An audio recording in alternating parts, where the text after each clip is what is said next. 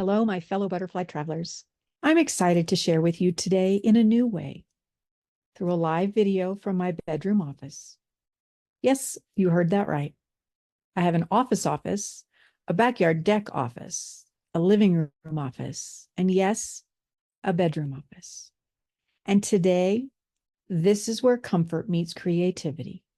And so I'm glad to welcome you into this personal space where so much of my work and reflection takes place.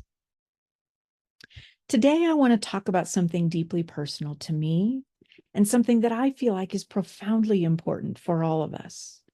And that is the power of words, the power of words and how they shape not only our self-perception and the way others see us, but the way we see ourselves and others in the world. Specifically, I want to explore the term disabled and why I believe we should replace disabled with otherwise abled. For so many of us, the word disabled conjures up feelings of limitation, of being less than, or of not being enough. I remember the first time I had to check a box marked disabled. It was a small action, but it felt monumental. And in that moment, I felt like I was labeling myself in a way I had never done before. And it made me think of myself differently, less capable. It made me think of myself as less whole. But here's the thing. Difference doesn't make it wrong. It just makes it different.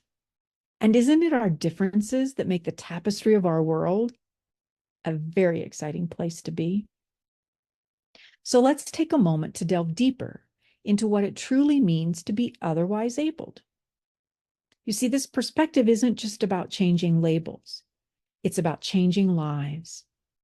When we embrace the idea that our abilities, no matter how different, are valid and worthy of respect, we open up a world of possibilities. We begin to see that every challenge we face is not a barrier, but an invitation to finding new ways of thriving. Living as an otherwise abled person means constantly navigating a world that often isn't designed with us in mind at all.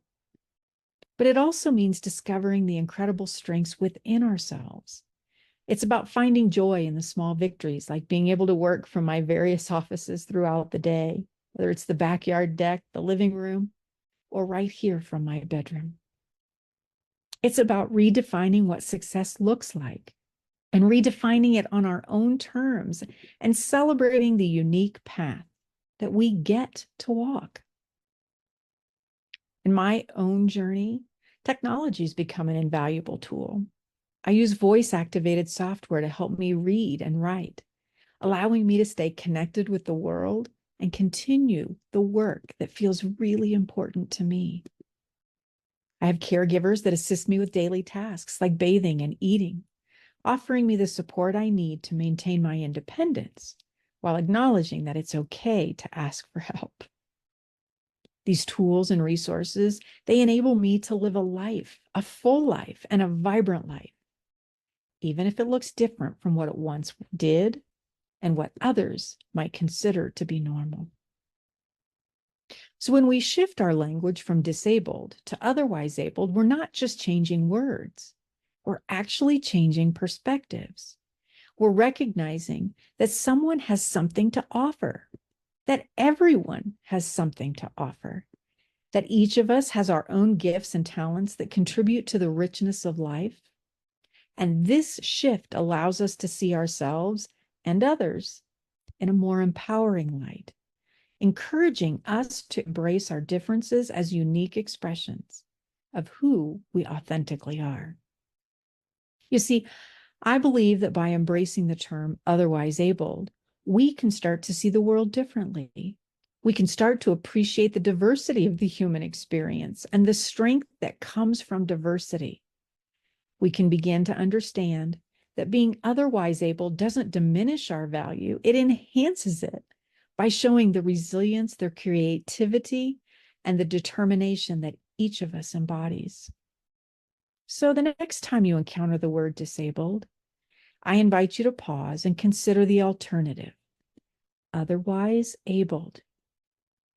Let's celebrate the ways in which we are all different, and in doing so, create a world that is more inclusive, more understanding, more compassionate, and more accepting of the vast spectrum of the human ability.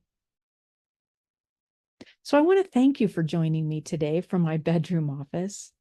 I hope this message resonates with you and encourages you to think differently about the language that we use and the impact that it has. Remember, different is beautiful, and being otherwise abled is a powerful testament to the strength and diversity of the human spirit. And as always, thank you for sharing this journey with me. I love you deeply, for in truth, we are old friends because we are one.